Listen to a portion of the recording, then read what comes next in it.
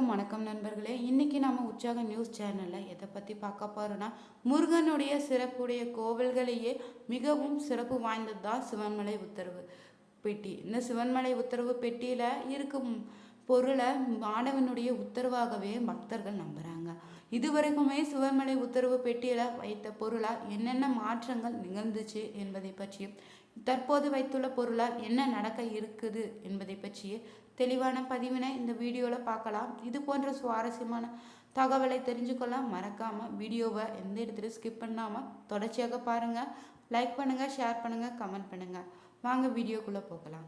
சிவன்மலை முருகன் கோவில் பார்த்தோம்னா உள்ள உத்தரவு பெட்டியில் வைக்கப்படும் பொருள் முருகனே சொல்லும் அருள்வாக்காக தான் பக்தர்கள் பார்க்குறாங்க. திருவண்ணாமலையில் மண்சரிவு சம்பவத்திற்கு பிறகுதான் சிவன்மலை ஆண்டவர் உத்தரவு பெட்டியில் என்ன பொருள் வைக்கப்படுது என எப்போது மாற்றப்படுது குறித்த ஆர்வம் மக்களிடையே அதிகமாகவே இருக்குதுன்னு சொல்லலாம். சிவன்மலை உத்தரவு பெட்டியில் கடந்த ஒரு மாதத்திற்கு முன்னாடி மூன்றாவது முறையாக தான் பொருள் மாற்றப்பட்டுச்சான். பக்தர்களுடைய கவனத்தை ஈர்த்ததுன்னே சொல்லலாம்.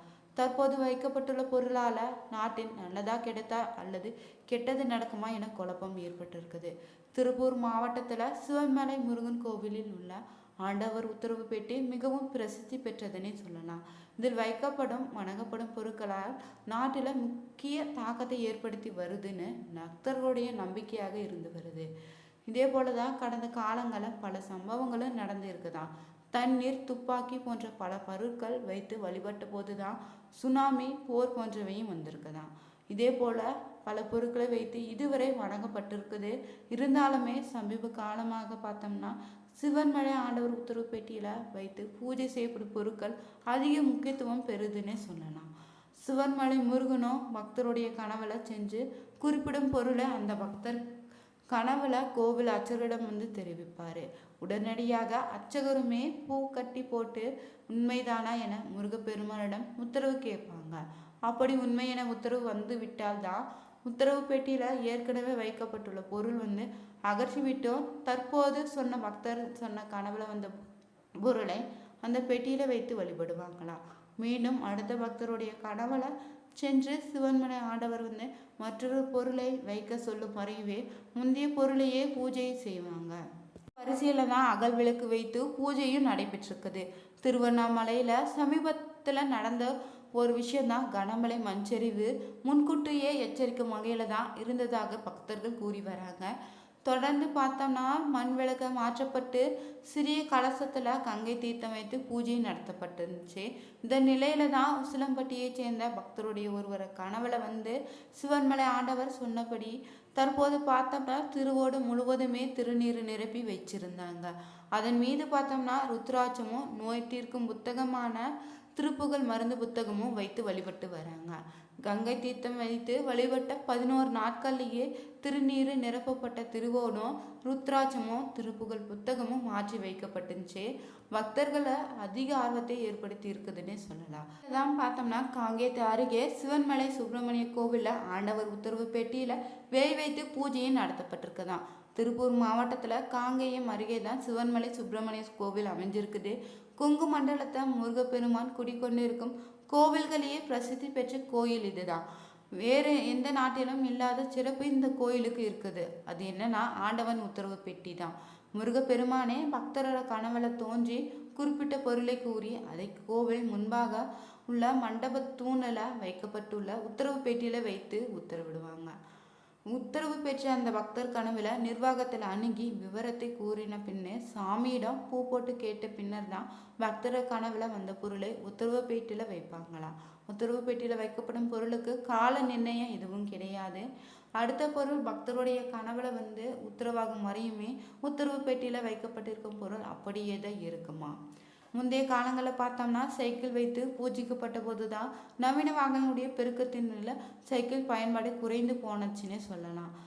அது மட்டும் இல்லாமல் துப்பாக்கி தோட்டா வைத்து பூஜிக்கப்பட்ட போது தான் கார்கில் போர் ஏற்பட்டு அதில் இந்தியானு பாகிஸ்தானை வென்றிருக்குது. மண் வைத்து பூஜிக்கப்பட்ட போது தான் ரியல் எஸ்டேட் தொழில் சூடுபிடித்து நிலத்தினுடைய மதிப்பும் பன்மடங்கு உயர்ந்து நிற்குது. தண்ணீர் வைத்து பூஜிக்கப்பட்ட போது தான் சுனாமி ஏற்பட்டு வெள்ளத்தால் ஏராளமானோர் மடிந்ததாக பக்தர்களும் தெரிவிக்கிறாங்க. அதே வரிசையில் தான் பார்த்தோம்னா திருப்பூர் வெங்காடு குமரன் வீதியைச் சேர்ந்த KR கார்த்திகேயன் கனவுல வந்து வேல் வைத்து வழிபடுமாகவும் உத்தரவாக இருந்துச்சு. அதன்படியே உத்தரவு பெட்டியில வேல் வைத்து வழிபட்டு வராங்க.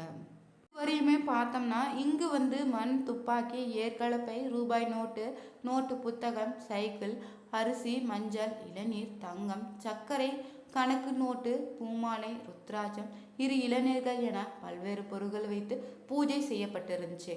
அவ்வாறு வைத்து பூஜை செய்யப்பட்ட பொருள் பார்த்தோம்னா சமுதாயத்துல ஒரு தாக்கத்தை ஏற்படுத்தி வந்திருக்குது. கடந்த டிசம்பர் மாதம் 17ஆம் தேதி தான் முதல் திருவோட்டல விபூதி ருத்ராட்சம் வைத்து சிறப்பு பூஜை செய்யப்பட்டுச்சு. கடந்த பிப்ரவரி 25ஆம் தேதி வைக்கோல் வைத்து பூஜையும் நடைபெற்றிருக்குது. இந்நிலையில தான் பார்த்தோம்னா திருப்பூர் மாவட்டத்துல காங்கேயம் அருகே உள்ள ஆரத்தெழுவு பகுதியைச் சேர்ந்த தங்கவேல் என்ற பக்தருடைய கனவுல வந்து கற்பூரமும் பிரமும் வைக்க உத்தரவாயிருக்குது. இதையடுத்து ஆண்டவர் உத்தரவு பெட்டியில கற்பூரமும் பிரமும் வைத்து பூஜை செய்யப்பட்டிருக்குது. இது பற்றி கோவில் சிவராச்சாரியர்களும் கேட்டபோது சிவன்மலை ஆண்டவர் உத்தரவு பெட்டியில எந்த பொருள் வைத்து பூஜை செய்யப்படுதோ அந்த பொருள் சமுதாயத்துல எந்த ஒரு வகையில தாக்கத்தை ஏற்படுத்தும். இன்று முதலே கற்பூரமும் பிரமும் வைத்து பூஜை செய்யப்பட்டுச்சா இந்த தாக்கம் இனி வரப்போகும் காலங்களை தான் தெரியும்னு சொல்லியிருக்காங்க. சிவன்மலை கோயில் பார்த்தோம்னா 496 படிக்கட்டுகளை கொண்ட ஒரு மலை கோயில்னே சொல்லலாம். கடல் மட்டத்திலிருந்து 400 அடி உயரத்தில் அமைஞ்சிருக்குது.